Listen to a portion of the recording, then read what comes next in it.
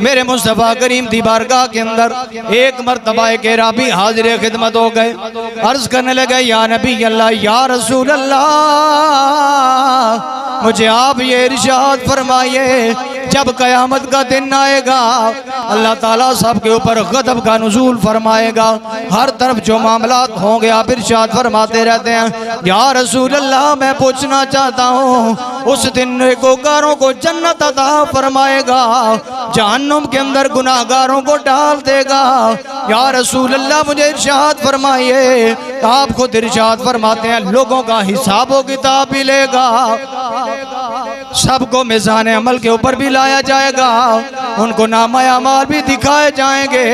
نیکوں کے دائیں ہاتھ کے اندر وہ جتنے گناہگار ہیں ان کو بائیں ہاتھ کے اندر نامہ اعمال دیے جائیں گے، یا رسول اللہ یہ ارشاد فرمائیے کیا سب کا حساب وہ رب کعبہ خود لے گا؟ میرے مصطفیٰ کریم نے فرمایا ہاں گا اے ربی وہ خود لے گا۔ اب اس نے پھر عرض کی یا رسول اللہ میں پھر ہاتھ جوڑ کے عرض کرتا ہوں کیا وہ اللہ تعالیٰ سب سے حساب و کتاب ان لوگوں سے ان بندوں سے خود لے گا، اپنے بندوں سے وہ حساب و کتاب خود لے گا؟ میرے کریم آقا نے فرمایا اے ربی بے شک وہ سارے بندوں سے اپنا حساب و کتاب خود لے گا۔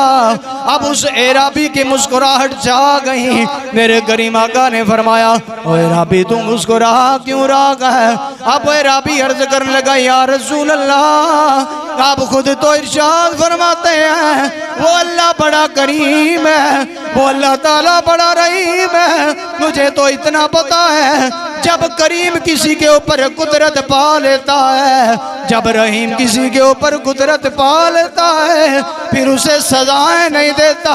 پھر اسے بخش کر اپنی خوبصورت جنت کے اندر داخلہ عطا فرما دیتا۔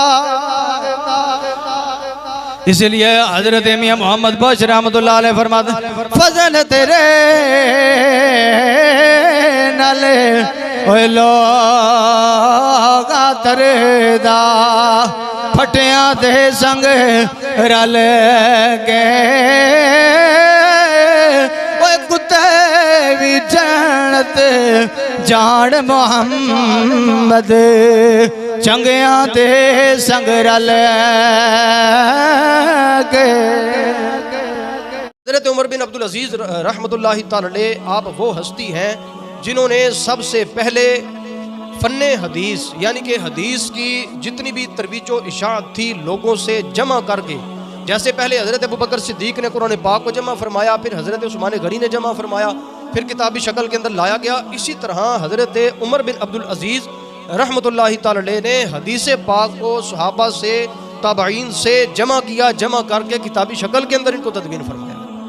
یہ حضرت عمر بن عبدالعزیز کی ہستی ہے۔ اس کے بعد فن مغازی یعنی کہ جتنی جنگیں ہوتی رہیں سرکار کے دور کے اندر یا اس کے بعد صحابہ کے دور کے اندر جتنی جنگیں ہوئیں ان کے حالات، جو کون سی فتح ہوئی کون سی شکست ہوئی، وہ ساری چیزیں، کتنے صحابہ شہید ہوئے، کیا کیا اس کے اندر ہوا، بس وہ سب کچھ جو سب سے پہلے لکھنے والا شخص تھا اس کا نام حضرت عمر بن عبدالعزیز تھا۔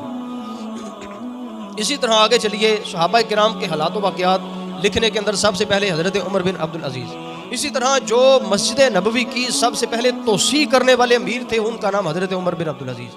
اسی طرح حضرت عمر بن عبدالعزیز رحمت اللہ تعالی علیہ نے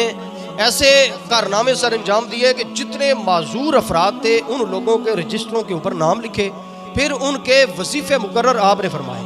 پھر جتنے بھی غریب مسکین جتنے بھی نادار بیوائیں یتیم بچے تھے جن کا کمانے والا کوئی نہیں یا معذور تھے ان کے لیے آپ نے لنگر کھانوں کا اہتمام فرمایا، لنگر کھانے کھولے گئے، وہاں سے غریب غربا جتنے بھی مسکین لوگ تھے نادار تھے وہاں سے آ کر کھایا۔ شیئر کیجئے،